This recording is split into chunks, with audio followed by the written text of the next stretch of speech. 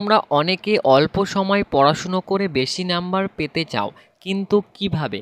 অনেকে আছে সারা দিনরাত পড়াশুনো করে খুব কম নাম্বার পায়, আবার অনেকে আছে অল্প পড়ে পরীক্ষায় প্রচুর নাম্বার পায়। তো তুমিও যদি অল্প সময় পড়াশুনো করে খুব বেশি নাম্বার পেতে চাও, তাহলে কিন্তু আজকের ভিডিওটা তোমাকে সম্পূর্ণ দেখতে হবে। তো চলো আজকের ভিডিওটা শুরু করা যাক। শুরু করার আগে ছোট্ট একটা রিকোয়েস্ট, এখনও পর্যন্ত যদি আমাদের ছোট্ট চ্যানেলটাকে সাবস্ক্রাইব না করে থাকো তো প্লিজ একটা সাবস্ক্রাইব করে দিও, আর তোমার মতামত কমেন্ট সেকশনে জানিয়ে দিও। তো চলো শুরু করা যাক।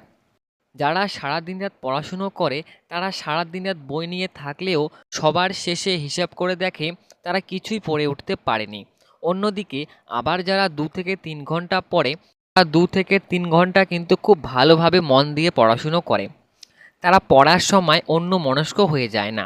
তারা তারা ইম্পর্টেন্ট বিষয়গুলিকে খুব ভালোভাবে পড়ে নেয়।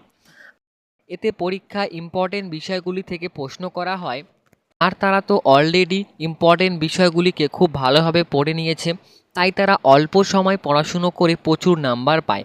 অন্যদিকে যারা দিনরাত পড়াশুনো করে তারা ইম্পর্টেন্ট বিষয়গুলিকে পড়ে না, তাই তারা পরীক্ষায় লিখতে পারে না। তাই শুধু পড়লে হবে না, বুদ্ধি খাটিয়ে কিন্তু পড়তে হবে। যে কোনো সাবজেক্টের বা যে কোনো চ্যাপ্টারের কিছু বিষয় খুবই ইম্পর্টেন্ট থাকে, আর পরীক্ষায় কিন্তু সেখান থেকে বেশিরভাগ প্রশ্ন করা হয়। আর তোমরা যদি জানতে চাও যে কোনো চ্যাপ্টারের কীভাবে বুঝবো যে কোন বিষয়গুলি ইম্পর্টেন্ট, তাহলে কিন্তু আমাদের সেকেন্ড ভিডিওটা কিন্তু দেখতে হবে। তো আমি সেকেন্ড ভিডিও খুব দ্রুত নিয়ে আসবো, তাই আমাদের পাশে থেকো। এবার কিছু কিছু বিষয় থাকে, যে কোনো চ্যাপ্টারের কিছু কিছু বিষয় থাকে খুবই ইম্পর্টেন্ট, আর যারা অল্প সময় পড়ে তারা কিন্তু খুবই চালাকি করে পড়াশুনো করে।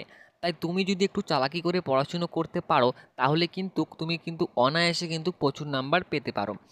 এবার তোমাকে সারাদিন রাত পড়াশুনো করার কোনো প্রয়োজন নেই, তুমি অল্প সময় খুবই একটু বুদ্ধি খাটিয়ে পড়াশুনো করবে, দেখবে তোমার প্রচুর নাম্বার আসবে।